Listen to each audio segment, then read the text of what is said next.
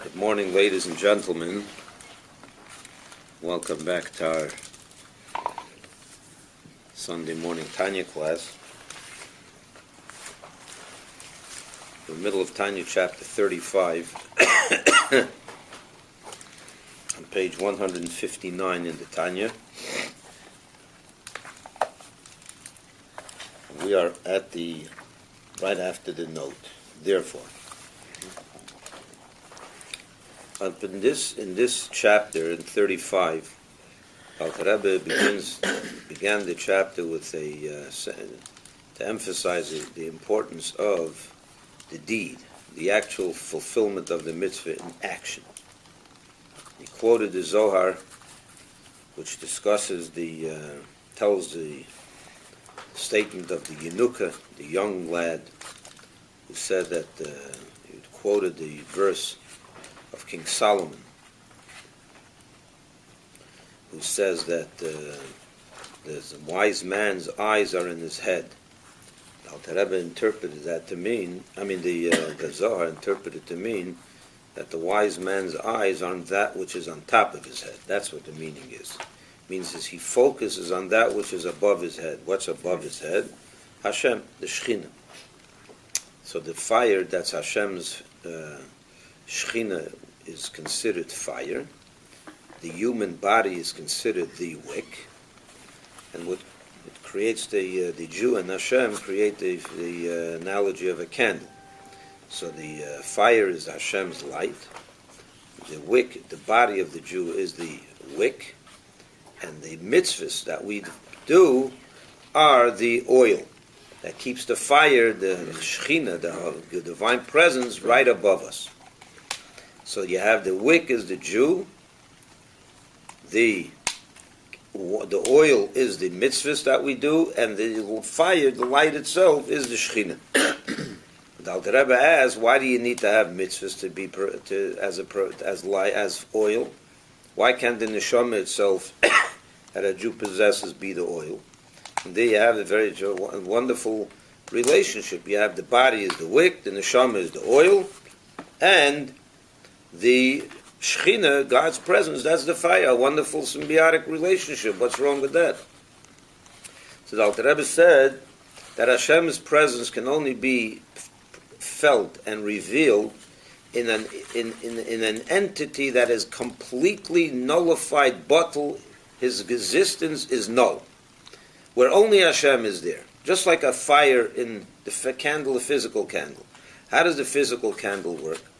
You want a proper light, you want a proper fire, you have to provide a substance that can completely lose its existence in the fire. What is that? Oil. Oil is absorbed in the fire and loses its existence. It becomes totally bottled to the fire. Hashem's fire also needs something that can be completely bottled and nullified within Hashem's light. Neshama is not that. The neshama of our neshama, no matter how much it loves Hashem, how much it's dedicated to Hashem, it's always an independent entity. It's always, I love, it loves. There's an it. There's an existence of a neshama that feels its existence as separate. But I thought that the neshama had a spark of God. It is a spark of God, but it's a spark of God that's already taken on a form of independent existence. Whereas the mitzvah doesn't. The mitzvah is purely godliness. And therefore the mitzvah is the only entity. We discussed this last week at great length, if you remember. Now, Alter Rebbe is going to now move on in the second half of the chapter, which hopefully we can finish today, to explain the dynamic of the performance of a mitzvah, within mitzvahs alone. The Alter Rebbe is going to distinguish. And he's going to say that certain mitzvahs affect a greater union of the Jew with Hashem than others. And briefly, I'm going to give it to you, I'll give you a little brief explanation on this, but before, as a preface, I want to once again emphasize and discuss, in order for you all to understand what the Alter Rebbe is going to say now, I want to preface it by giving you a little bit of an understanding of the anatomy of the Jew. Okay, so listen carefully. The Jew is made up of body and soul, right? Let's start with, well, actually, we're made up of two souls. We have the human soul, and which we call the Nefesh HaBahamis, or translated as the animalistic soul, which is that part of us that is drawn towards, one can say, animalistic types of temptations, self-centered temptations, basically the self. And then we have the godly soul, which is God-centered.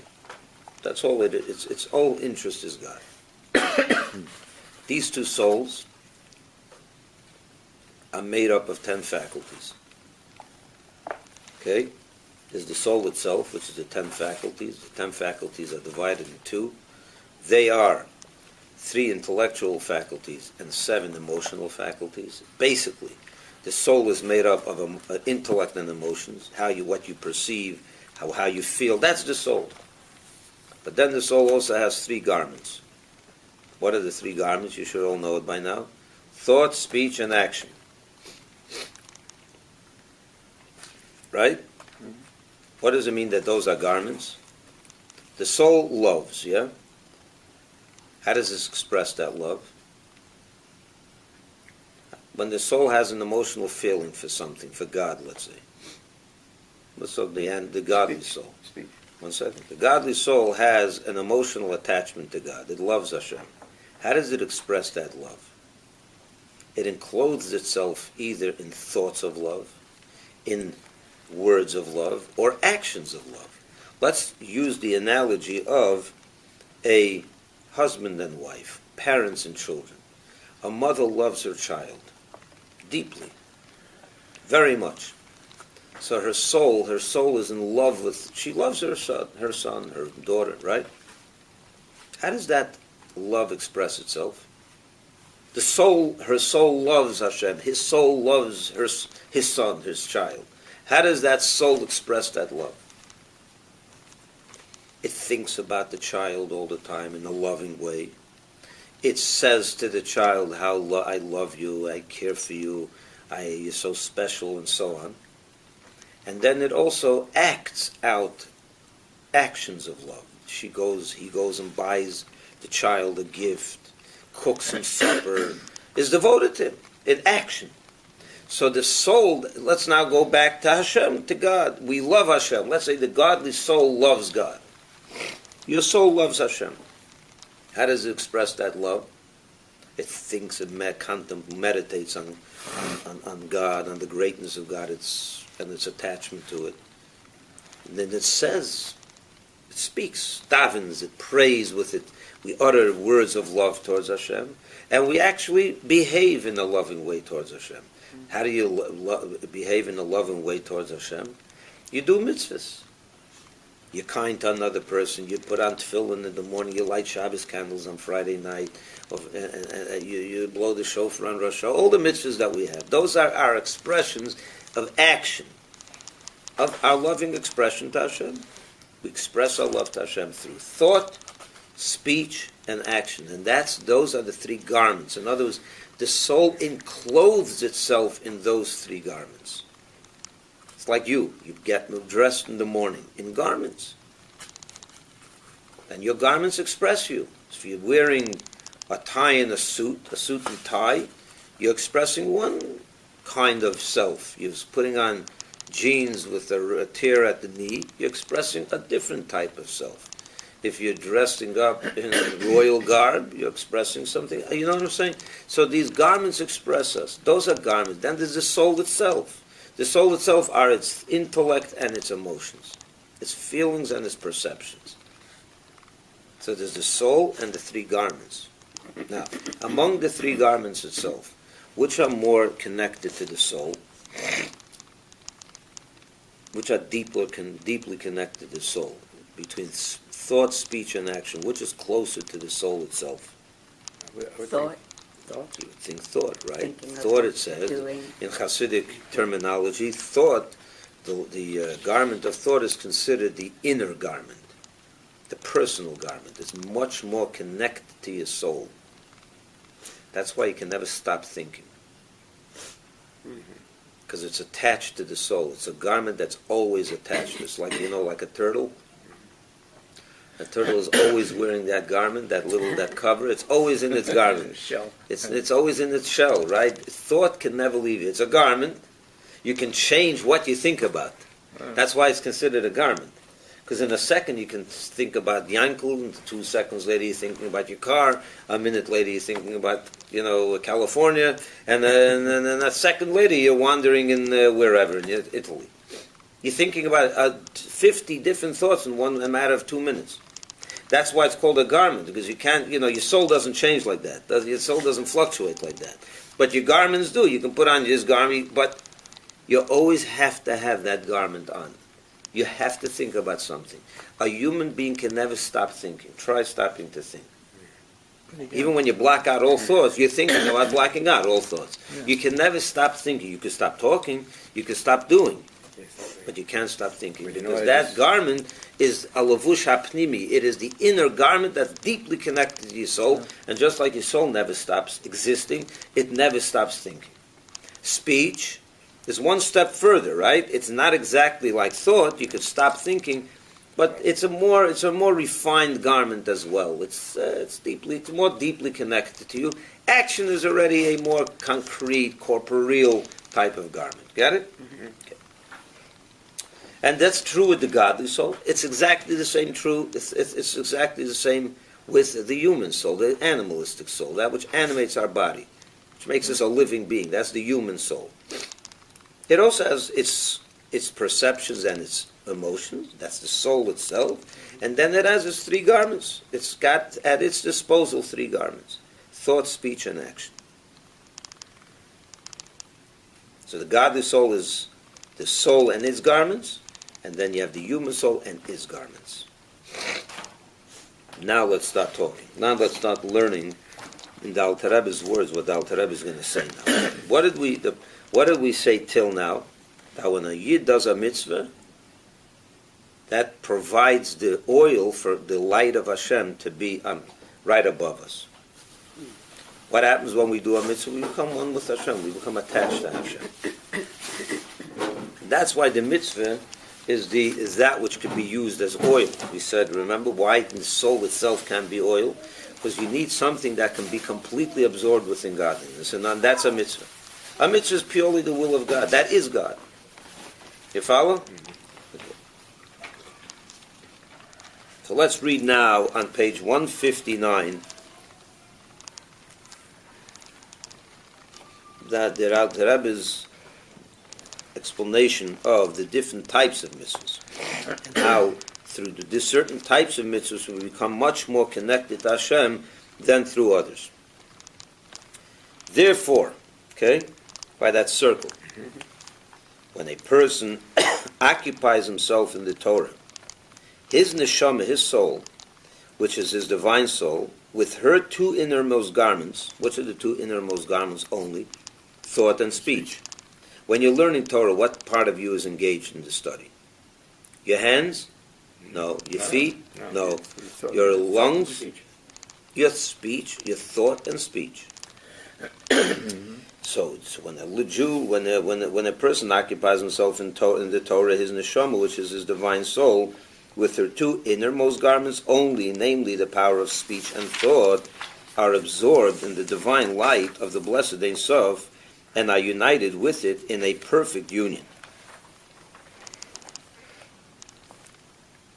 When you learn, let's analyze this a minute. You learn Torah, right?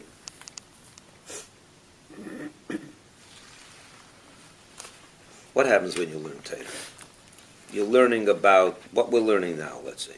Or you're learning about any topic in Torah, portion of the week, a page of the Talmud, whatever. Your mind is engaged in it. You're thinking about the topic. Like you right now around this table. You're all thinking about what I'm teaching you. You think your mind is absorbing information, Torah information. So you think. You're engaged in the thought and thinking of Torah. that thought, which is your soul is. So what's happened? Let's try to understand this.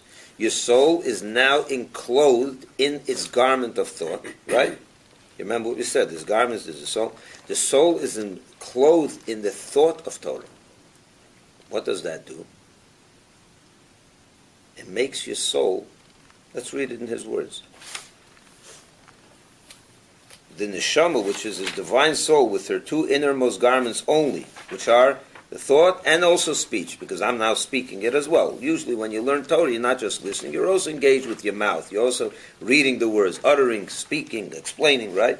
So it's those two innermost garments only, namely the power of speech and thought, are absorbed. Your neshama with his garb, with that, those two garments are absorbed in the divine light of the blessed Ein Sof, of the infinite God, and are united with it in a perfect union.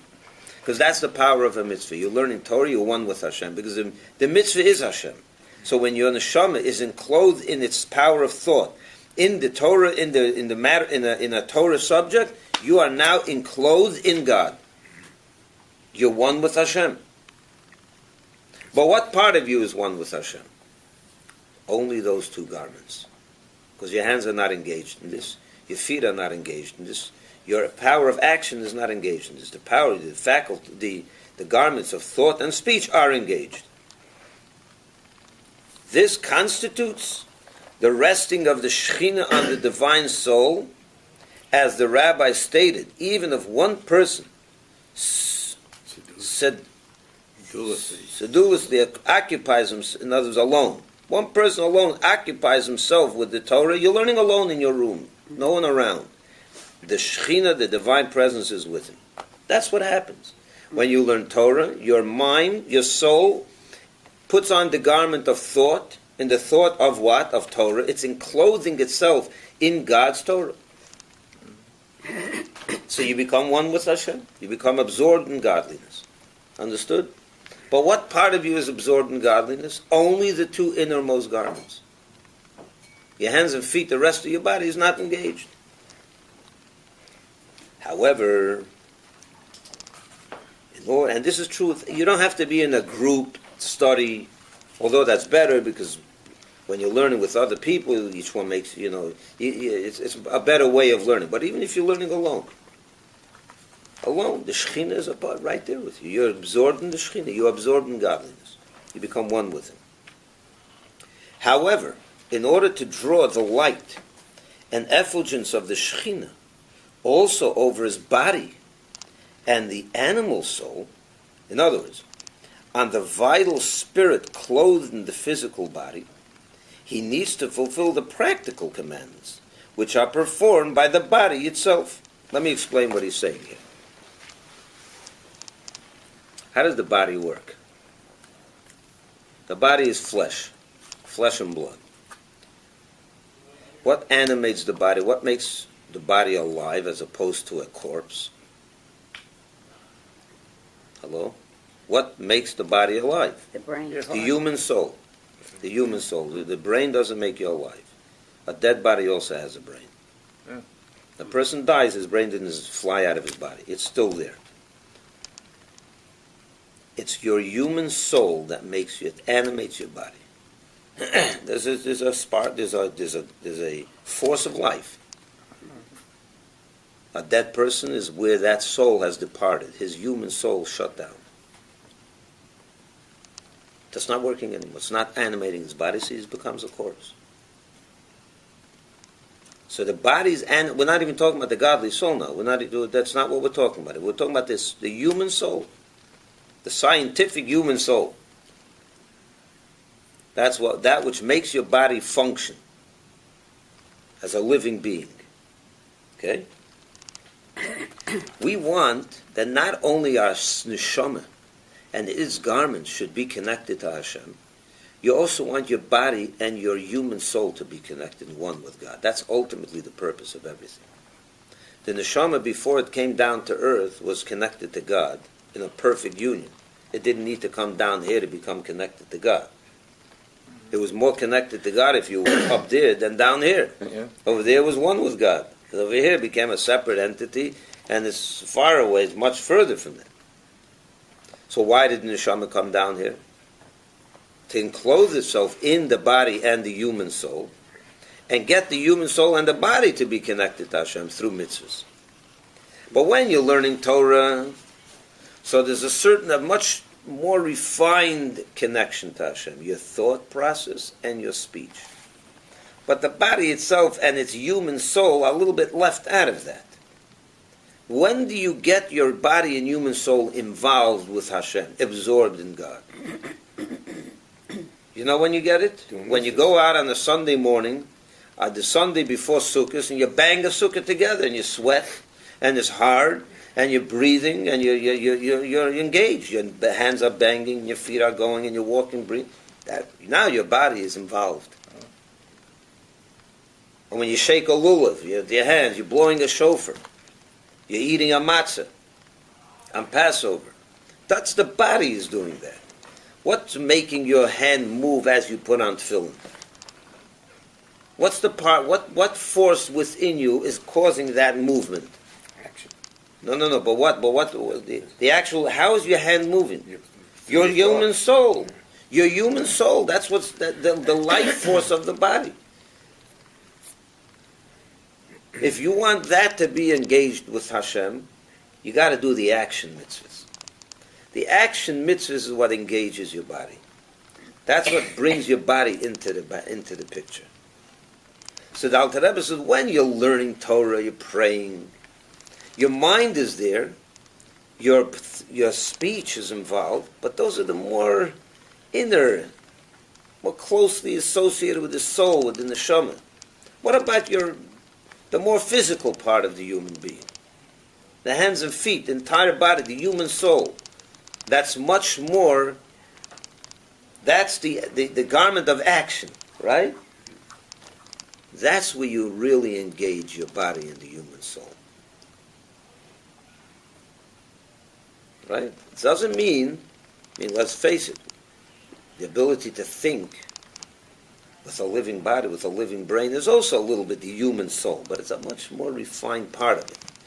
The coarse part of the human soul and the coarse part of the body, which is the hands, the feet, the power of action, that's engaged when you do a mitzvah with action.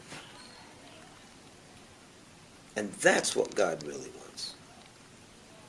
He wants the lower part of the human experience connected with it.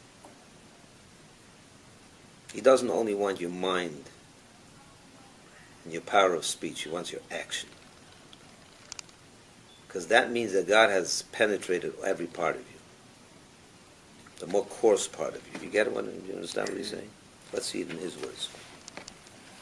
However, again in that paragraph, in order to draw the light and effulgence of the Shekhinah, which is God, excuse me, also over his body and animal soul, in other words, on the vital spirit clothed in the physical body, that soul that animates the physical body, he needs to fulfill the practical commandments, which are performed by the body itself. For then, the very energy of the body itself, which is engaged in this action, is absorbed in the divine light and in his will, and is united with him in perfect union. This is the third garment of the divine soul. The action, the garment of action. This is, thereby also the energy of the vital spirit in the physical body, that human soul, originating in the Klipas Negev. If you remember, we learned in chapter 1 already. That where does the human soul's origin, where does that come from? A realm called Klipa, unholiness. The unholy realm. This godly soul comes, of course, from the holy realm, God himself. But where does the human soul come from? Comes from that realm called Klipa, which is the shell, the cover up, so to say, that which conceals godliness. How do we know this? Because what is the definition of that soul? God's? It's God-centered? No, it's self-centered. So it obviously comes from a realm that is not God-oriented, which is the realm of Klipa, which is the unholy realm, self-centered realm, if you will. The realm that covers and conceals godliness, which is what what this human soul is about. It's not here to reveal godliness. It's here to reveal itself, to enhance self, to be self-centered and so on. Not in a bad way necessarily. You follow? But when you do a mitzvah, that's what he's saying, it thereby also the energy of the vital spirit in the physical body, which is the human soul originating in the klipas nega, is transformed from evil to good. Now your whole body and its animal soul, its human soul, animalistic drives and everything, is now turned into good. It's absorbed in godliness when you do a mitzvah, and is actually absorbed into holiness like the divine soul itself. Since it is this animal soul, who does the mitzvah? Who's wrapping the tefillin?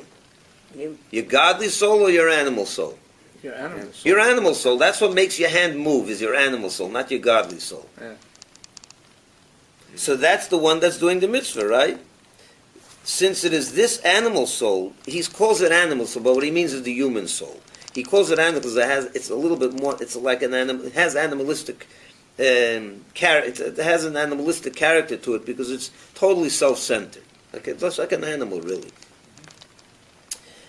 Since it is this animal soul that carries out and performs the act of the commandment, because without it, the divine soul could not have been acting through the body at all.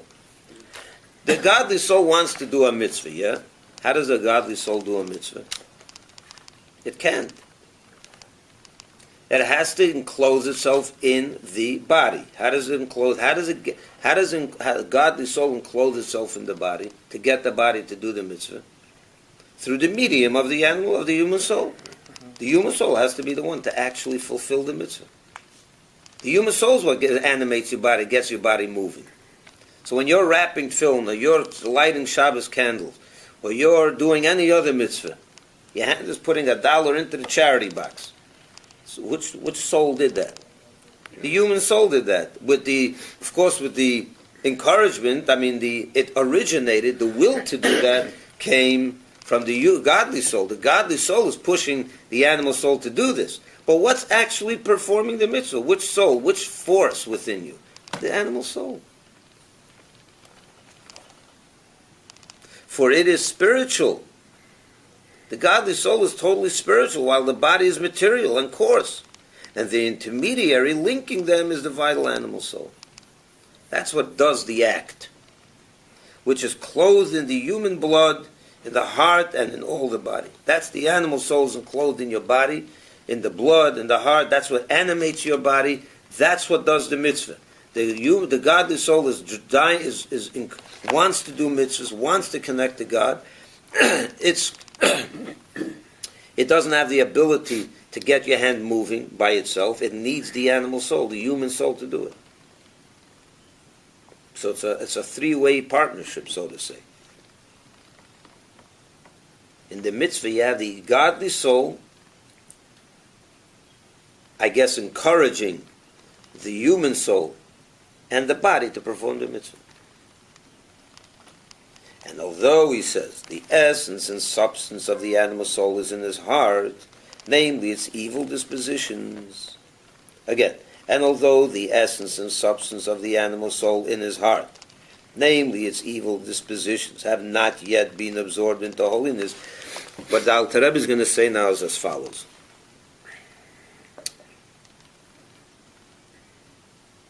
So let's play this. Let's play this out a minute. See, let's say in the performance of a mitzvah, putting on tefillin or lighting Shabbos candles, your hands are going like this, lighting the candle, setting it up, there's a movement, there's a whole thing. So now, when you did that mitzvah, you wrapped tefillin, you did the candles, whatever. So what did we just say? That your faculty of action with the human and the animal, the human soul and the body are now absorbed in godliness, right? Does that mean that the essence of the soul itself has now become transformed into good? Mm-hmm. Do you have still temptations for negative things? Yeah. You do. So the Alter Rebbe is asking, wait a minute, You're right, I got the animal soul to do a mitzvah, but the animal soul itself didn't transform to good. The animal soul still wants to have whatever it wants. It still has its temptation, it's still very self-centered, it's still very, very much an animal soul. It's not been transformed and totally turned into good.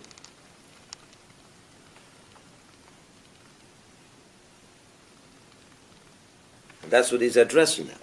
And although the essence and substance of the animal soul in his heart, namely its evil dispositions, for some self-centered ends, have not yet been absorbed into holiness, he says, nevertheless, since they have submitted to holiness, when you're doing the mitzvah, they submitted themselves to holiness, and albeit unwillingly, respond amen, in other words, they agree, and are reconciled to perform the commandment under the preponderance of the divine soul in his brain, which rules the heart, and in the meantime these evil dispositions are in a state of exile or slumber. Right now, when you're doing the mitzvah, is the human soul, it's its animalistic drives, functioning? Awake? No, it's in a slumber right now. Right now the brain, or the godly soul took it over, and is controlling the animal soul to do the mitzvah. The rest is sleeping. It can wake up later, or 5 minutes later it can be right up again. But right now it's submitted. Yeah? Read that again.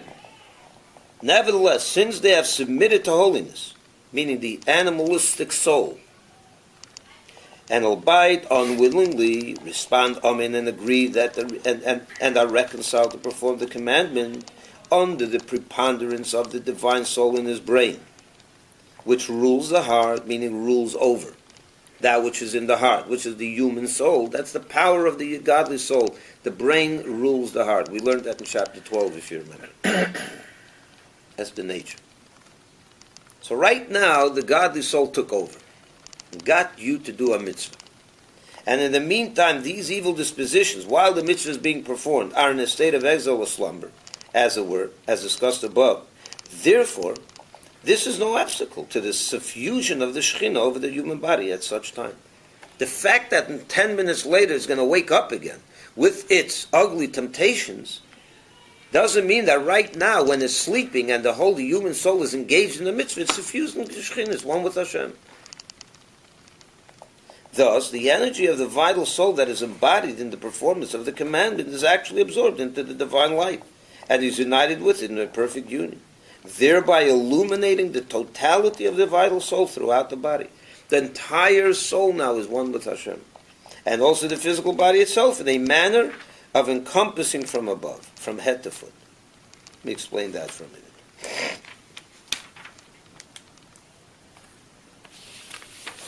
Let's read a few more lines. This is what is meant by the phrase, the Shekhinah rests on his head. Remember in the Zohar, he quoted the young child who said, the Shekhinah rests on the head. What is on the head? The word on indicates this that it's encompassing. Similarly, on every assembly of 10, the Shekhinah rests. What he's saying over here is,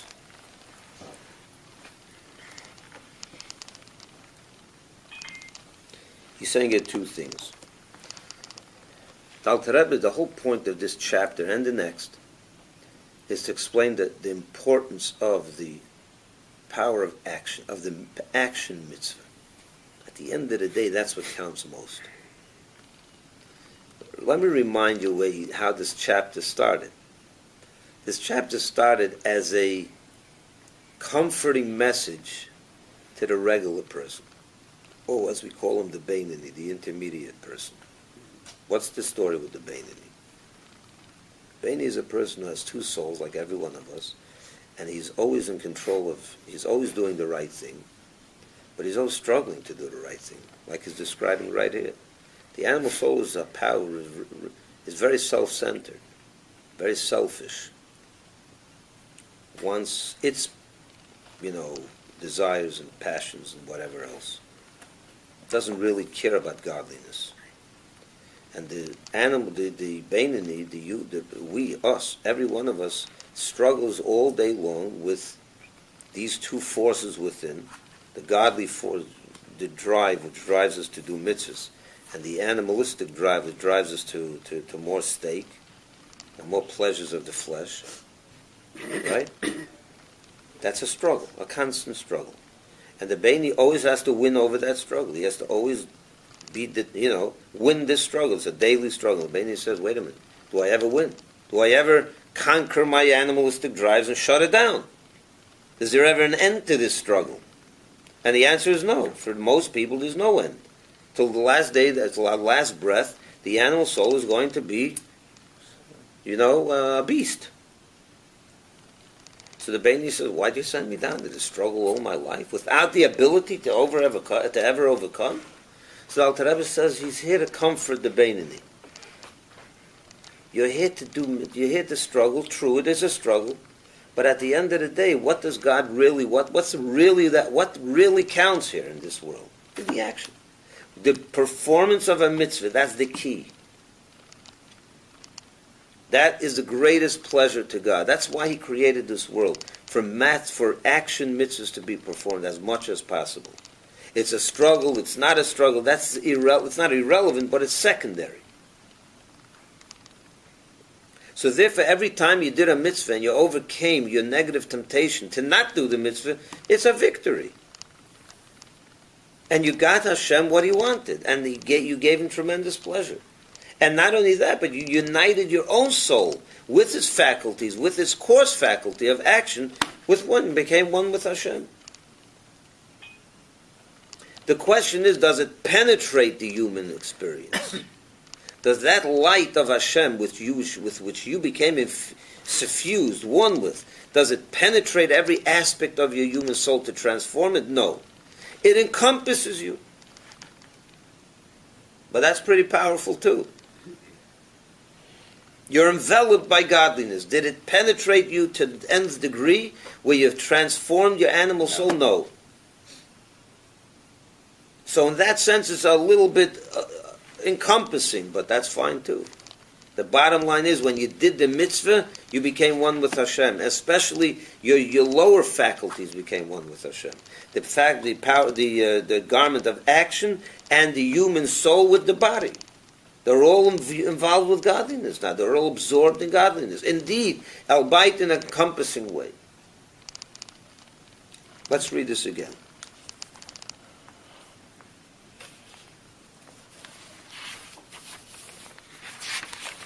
I'm going to read again from page 161, the circle, the right column.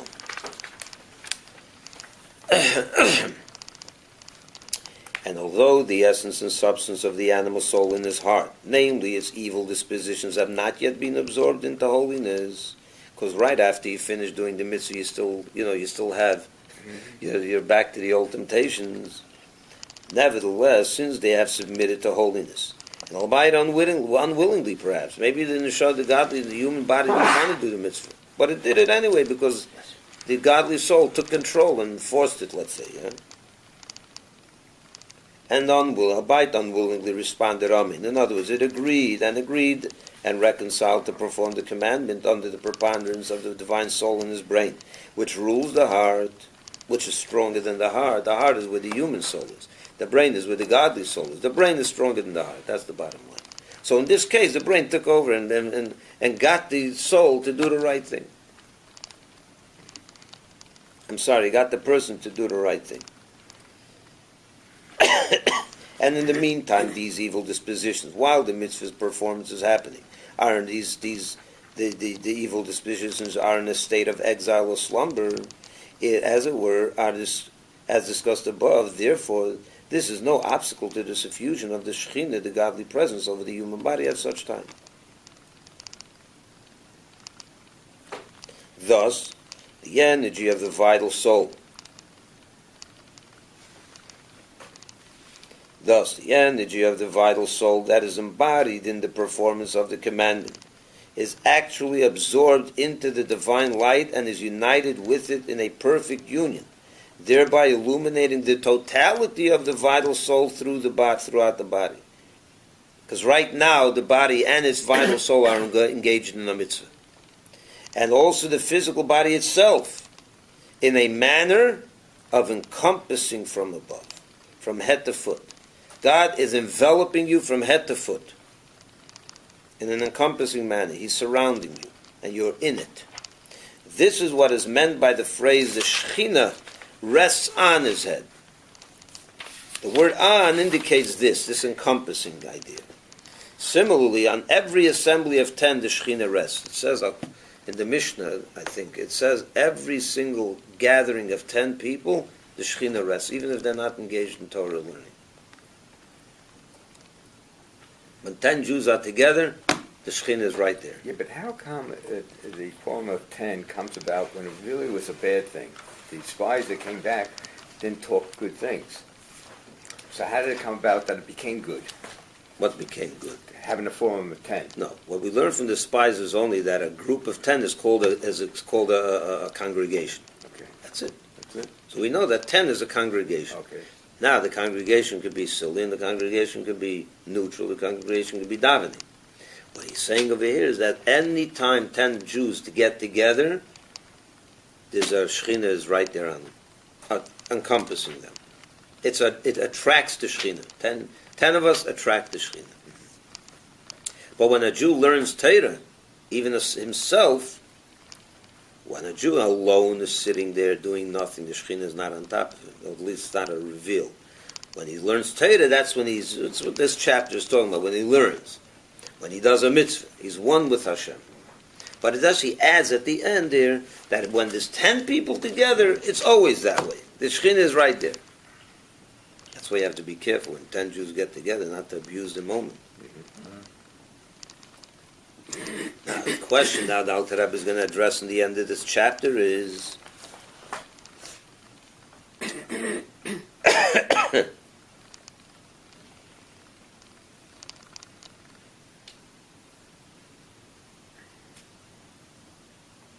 what are we saying over here?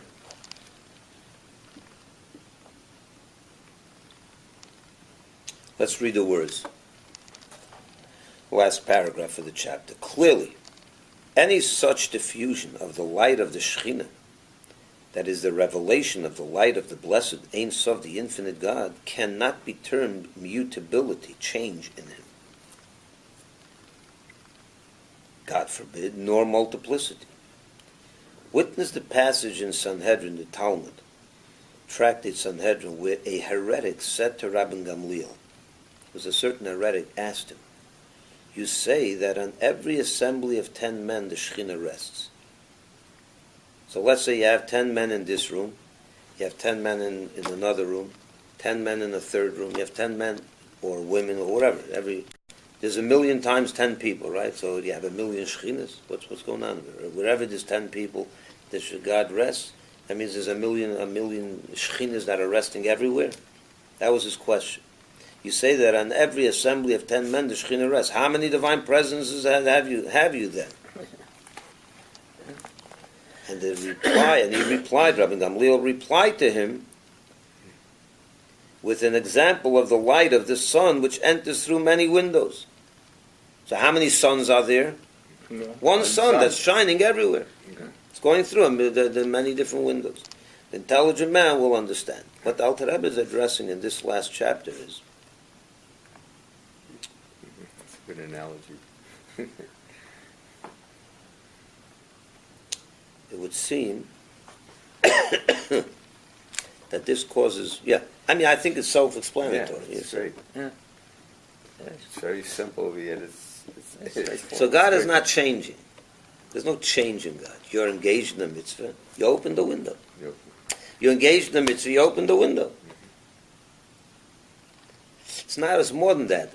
What he's saying is that the Shekhinah is on top of our head, Always. So you have to provide it light. You have to do a mitzvah. Then it becomes revealed, right? Is that a change in the Shekhinah? Did Hashem change suddenly? He was concealed, now he's revealed. And if 10 people are there, it's automatic. So there's a lot of different categories here. So it would seem that God is constantly changing. You do a mitzvah, so there's a lot going on, right? Hashem keeps changing. He says, no, he's not changing at all.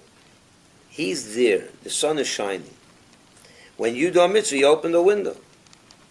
So the Shekhinah now is revealed within you. You became one with it. So the change is in you, not in the Shekhinah, not in Hashem. Because we have, of course, a fundamental rule and belief that God never changes. So this is not causing a change in God. This is causing a change in us. We're opening the window.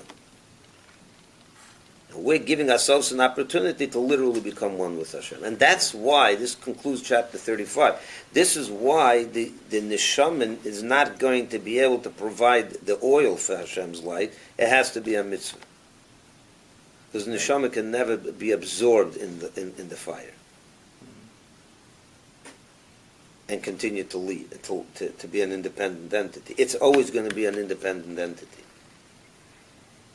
Not by any fault of his own, as we discussed this last week at great length.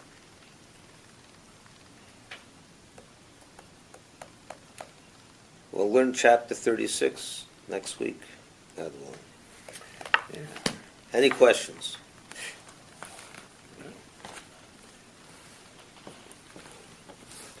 Okay, very good. All the best to everyone. Thank you for watching. Those who watched, have a wonderful week.